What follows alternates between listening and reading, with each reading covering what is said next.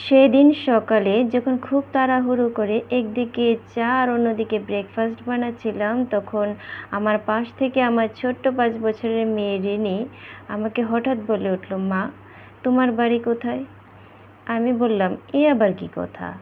এটাই তো আমার বাড়ি। তাহলে তুমি কাল যে ঠাম্মিকে বললে কতদিন হলো বাড়ি যায়নি, দুদিন গিয়ে বাড়ি থেকে বেরিয়ে আসি। আরে ওটা তো তোমার দাদুর বাড়ির কথা বলছিলাম, মানে আমার বাবার বাড়ি।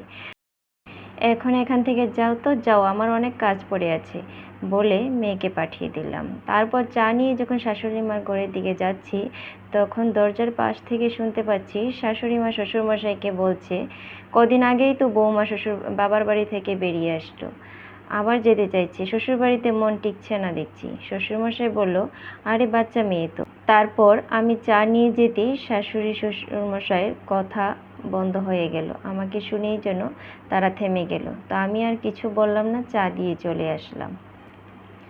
তারপর তড়িঘড়ি করে বাবার বাড়ি যাওয়ার জন্য খুব আনন্দে ব্যাগপত্র গুছিয়ে পরদিনই রওনা দিলাম বাবার বাড়ির উদ্দেশ্যে।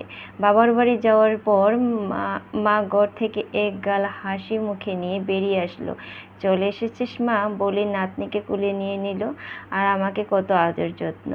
বললো, আয় আয়, ঘরে আয়, চল ফ্রেশ হয়ে নে, আমি খাবার বেড়ে দিচ্ছি।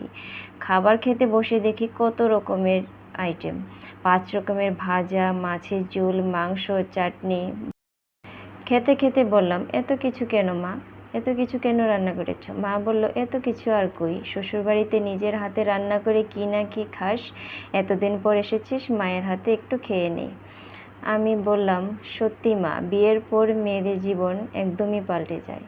বিয়ের পর থেকেই মেয়েদের শুরু হয়ে যায় বাবার বাড়ি আর শ্বশুর বাড়ি।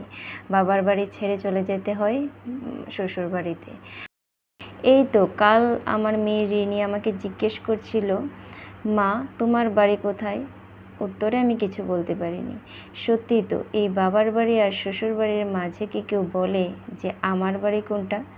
সবাই বাবার বাড়ি বলে, শ্বশুর বাড়ি বলে, কিন্তু কেউ বলে না যে আমার বাড়ি কোনটা। কণ্ঠে ও কলমে দীপ্তি। এই প্রথমবার চেষ্টা করলাম বন্ধুরা। ভালো লেগে থাকলে লাইক ও শেয়ার করে দেবেন, আর আমার চ্যানেলটিকে সাবস্ক্রাইব করে দেবেন। আর কেমন হয়েছে, কোথায় ভুল ত্রুটি হয়েছে, অবশ্যই সেটা কমেন্টের মাধ্যমে জানাবেন। আমি শুধরে নেওয়ার চেষ্টা করব।